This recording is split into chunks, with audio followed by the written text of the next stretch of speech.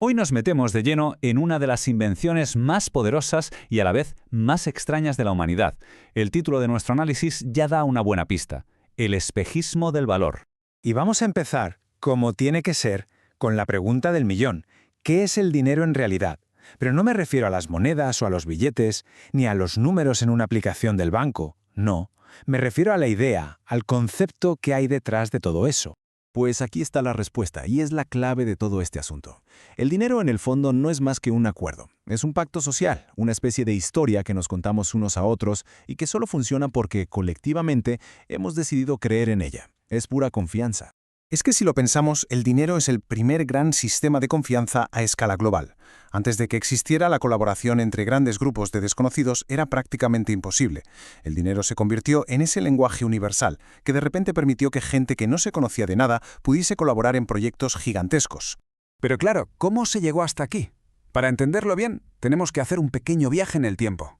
Vamos a un mundo sin dinero, un mundo que funcionaba a base de trueque, y que tenía un problema enorme. Y el problema era este: la llamada doble coincidencia de deseos. Suena complicado, pero es muy simple. Imaginemos que alguien cría gallinas y necesita zapatos. Pues no le basta con encontrar a un zapatero. Tiene que encontrar a un zapatero que justo en ese momento necesite huevos o gallinas. Esta carambola hacía el comercio lentísimo y muy ineficiente. La humanidad, que para estas cosas es muy ingeniosa, encontró una salida. Se empezaron a usar ciertos objetos como intermediarios, objetos que todo el mundo en esa sociedad consideraba valiosos por sí mismos. Y así, sin más, nació el dinero mercancía. Y lo más fascinante es que esta idea surgió en un montón de sitios a la vez sin que tuvieran contacto entre sí. Fijaos, en Mesopotamia se pagaba con sacos de cebada. En muchas islas del Pacífico, las conchas de cauri funcionaron como moneda durante siglos. Y para los aztecas, los granos de cacao eran dinero contante y sonante. Literalmente, el dinero crecía en los árboles. Y es que hay una cita que lo resume a la perfección. El dinero no es solo para comprar y vender. Es sobre todo un sistema para medir las obligaciones que tenemos unos con otros, para recordar quién le debe qué a quién. Es, por así decirlo, una tecnología para la memoria colectiva de las deudas. A ver, el dinero mercancía estaba bien, pero tenía sus pegas. La cebada se pudre, las conchas se rompen, el cacao te lo puedes comer. Hacía falta dar un paso más, una evolución. Y ese salto se produjo en un antiguo reino de la actual Turquía llamado Lidia.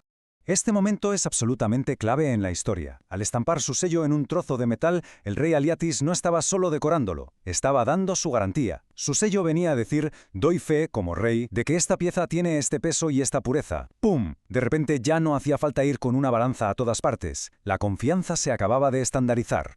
Y aquí surge la pregunta: ¿por qué el oro y otros metales preciosos se convirtieron en el dinero por excelencia durante milenios? Pues por una serie de propiedades casi mágicas. La primera es prácticamente indestructible.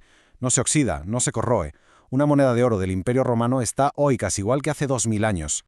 Segundo, se puede dividir sin problemas. Puedes coger un lingote, fundirlo y hacer 1000 moneditas pequeñas, y el valor total sigue siendo el mismo. Intenta hacer eso con una vaca, a ver qué pasa. Y el punto más importante, el crucial: es escaso, no se puede fabricar, su cantidad es limitada por la propia naturaleza, y eso es lo que le da esa capacidad increíble de conservar su valor a lo largo del tiempo. Lo protege, por así decirlo, de la devaluación. Pero la historia del dinero, como vemos, es un viaje hacia la abstracción. Cada vez se vuelve menos físico y más una idea. El siguiente paso fue precisamente ese: separar por completo la idea del dinero del objeto físico. El dinero estaba a punto de convertirse en una simple promesa. Y de nuevo, la idea surgió de un problema práctico.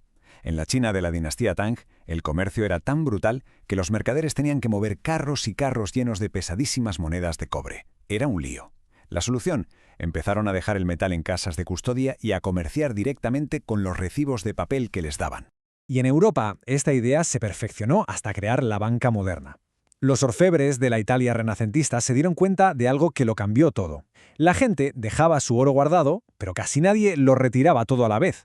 Así que tuvieron una idea genial: ¿y si prestamos recibos por un oro que, en realidad, no tenemos? Acababan de inventar la banca de reserva fraccionaria. Y con ella, el crédito. El dinero ya no era solo lo que tengo, sino lo que me han prometido que me darán.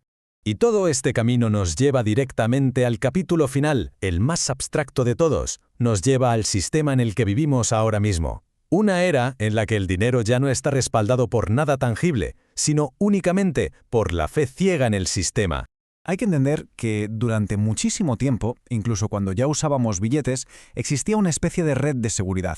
Casi todas las monedas del mundo estaban vinculadas al oro. Era el llamado patrón oro. En teoría, se podía ir a un banco central y cambiar los billetes por una cantidad fija de oro físico. Pero todo eso saltó por los aires en un año muy concreto. 1971. Una fecha que lo cambió absolutamente todo en la historia moderna del dinero. Fue ese año cuando el presidente estadounidense Richard Nixon anunció al mundo algo que sacudió los cimientos de la economía global. El dólar ya no se podía cambiar por oro. Y como todas las demás monedas dependían del dólar, de la noche a la mañana todo el sistema monetario del planeta se quedó, por así decirlo, flotando en el aire sin un ancla física. Y así es como entramos de lleno en la era del dinero fiat. Fiat es una palabra del latín que significa hágase. Es dinero por decreto, porque lo dice el gobierno. Su valor no viene del oro que hay en una cámara acorazada, sino de la confianza, de la fe que depositamos en que ese gobierno seguirá existiendo y en que los demás seguirán aceptando esos billetes.